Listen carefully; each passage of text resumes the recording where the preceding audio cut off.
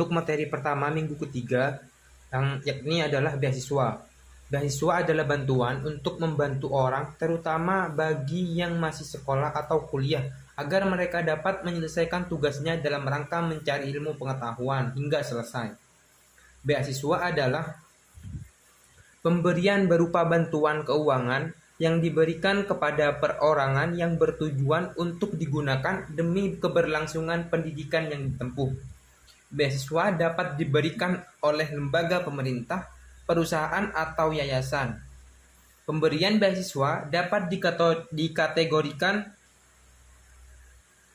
pada pemberian cuma-cuma ataupun pemberian dengan ikatan kerja, atau biasa disebut ikatan dinas. Setelah selesainya pendidikan, lama ikatan dinas ini berbeda-beda, tergantung pada lembaga yang memberikan beasiswa tersebut. Beasiswa dapat diberikan oleh lembaga pemerintah, urusan, ataupun yayasan. Pemberian beasiswa dapat dikategorikan pada pemberian cuma-cuma ataupun pemberian dengan ikatan kerja setelah selesainya pendidikan. Ada beberapa jenis beasiswa. Yang pertama ada beasiswa penghargaan. Beasiswa ini biasanya diberikan kepada kandidat yang memiliki keunggulan akademik. Beasiswa ini diberikan berdasarkan prestasi akademik secara keseluruhan. Misalnya dalam bentuk indeks prestasi kumulatif atau IPK. Meski sangat kompetitif, beasiswa ini ada dalam berbagai bentuk. Yang kedua ada beasiswa bantuan. Jenis beasiswa ini adalah untuk mendanai kegiatan akademik para mahasiswa yang kurang beruntung, tetapi memiliki prestasi. Komite beasiswa biasanya memberikan beberapa penilaian pada kesulitan ini, misalnya seperti pendapatan orang tua, jumlah saudara kandung yang sama-sama tengah menempuh studi, pengeluaran, biaya hidup, dan lain-lain. Yang ketiga ada beasiswa penuh. Banyak orang menilai bahwa beasiswa diberikan kepada penerimanya untuk menutupi keperluan akademik secara keseluruhan. Jika Anda benar-benar beruntung, tentunya Anda akan mendapatkan beasiswa seperti ini. Beasiswa akan diberikan untuk menutupi kebutuhan hidup, buku, dan biaya pendidikan. Namun, banyak beasiswa lain mengcover biaya hidup, buku, atau sebagian dari uang sekolah. Yang ketiga ada faktor-faktor prestasi belajar. Para ahli mengatakan bahwa keberhasilan belajar dipengaruhi oleh banyak faktor yang bersumber dari dalam diri internal maupun dari luar eksternal individu. Faktor internal meliputi keadaan fisik secara umum, sedangkan psikologi meliputi variabel kognitif termasuk di dalamnya adalah kemampuan khusus atau bakat dan kemampuan umum atau inteligensi. Variabel non-kognitif adalah minat, motivasi, dan kepribadian. Faktor eksternal meliputi aspek fisik dan sosial, kondisi tempat belajar, sarana perlengkapan belajar, materi pelajaran, dan kondisi lingkungan merupakan aspek fisik. Sedangkan dukungan sosial dan pengaruh budaya termasuk aspek sosial. Yang pertama, faktor internal yang meliputi keadaan fisik secara umum yaitu panca indera manusia yang melakukan rangsangan dari luar diterima dan diolah oleh pintu-pintu indera yang menghasilkan kesadaran persepsi manusia. Dan faktor psikologis meliputi tingkat kecerdasan, sikap siswa, minat siswa, dan motivasi siswa dalam belajar. Yang kedua, ada faktor eksternal, meliputi lingkungan sosial, meliputi peran guru, teman-teman, dan keluarga. Lingkungan non-sosial meliputi tempat dan waktu belajar, perlengkapan belajar, dan sarana untuk belajar. Belajar pun ada batas minimum prestasi belajar. Menetapkan batas minimum keberhasilan belajar siswa selalu berkaitan dengan upaya pengungkapan hasil belajar. Ada beberapa alternatif norma pengukuran tingkat keberhasilan siswa setelah mengikuti proses belajar mengajar. Yang pertama, norma skala angka dari 0 sampai 10. Norma yang kedua, ada norma skala angka dari 0 sampai 100. Angka terendah yang menyatakan kelulusan atau keberhasilan belajar skala 0 sampai 10 adalah 5,5 atau 6. Sedangkan skala dari 0 sampai 100 adalah 55 atau 60. Selanjutnya, selain norma-norma tersebut, di atas ada pula norma lain yang di negara kita baru berlaku di perguruan tinggi. yaitu norma prestasi belajar dengan menggunakan simbol huruf-huruf A, B, C, D, dan E. Simbol huruf-huruf ini dapat dipandang sebagai terjemahan dari simbol angka-angka sebagaimana tampak pada tabel di bawah ini. Kedua, prestasi mahasiswa. Burhanuddin Salam menyatakan bahwa mahasiswa merupakan manusia penganalis yang bertanggung jawab untuk kemampuan penalaran individual. Tugasnya yaitu mengembangkan penalaran individual. Prestasi mahasiswa dapat dilihat dari indeks prestasi akademik atau indeks prestasi kumulatif. Materi yang kedua yaitu informatika juara.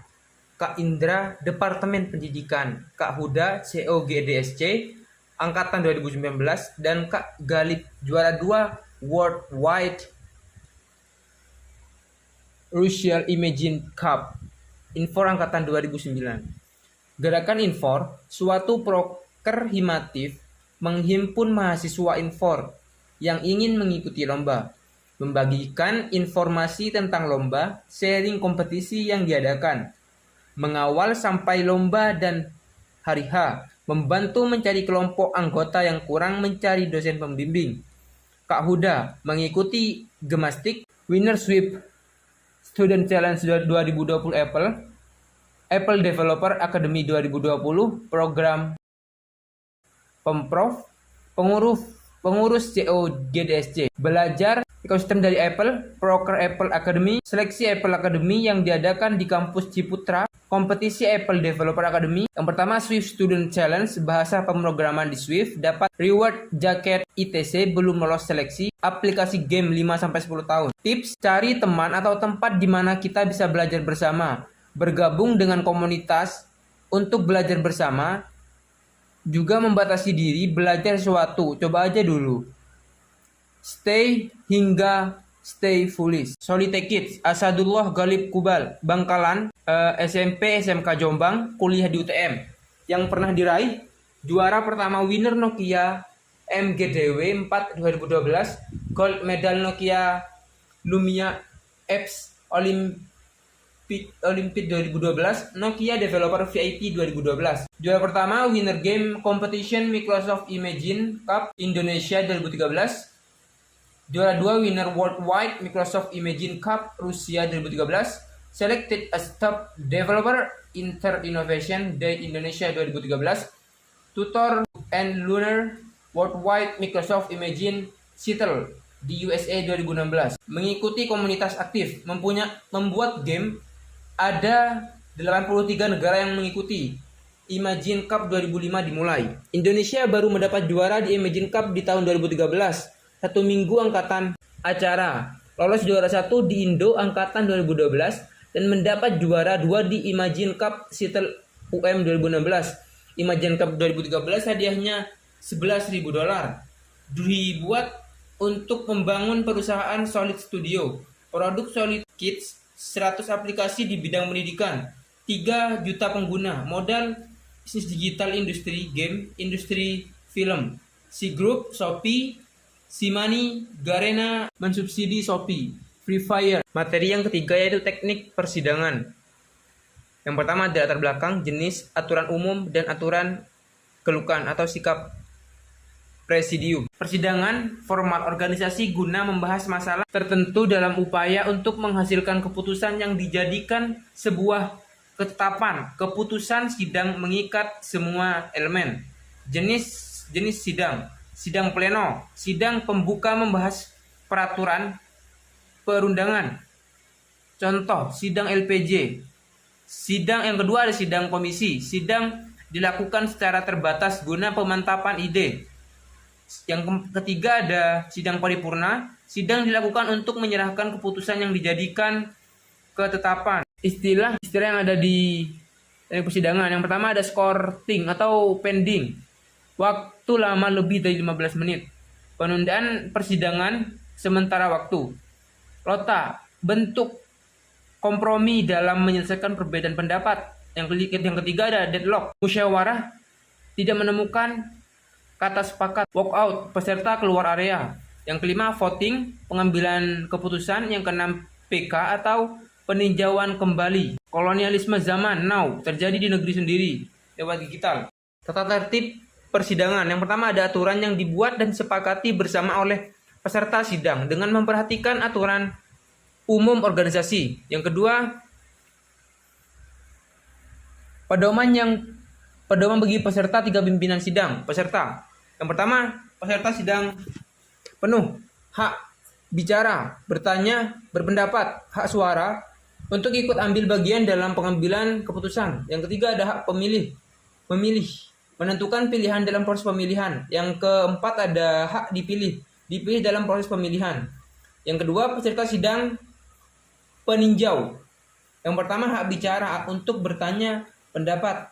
Pimpinan sidang, presidium sidang.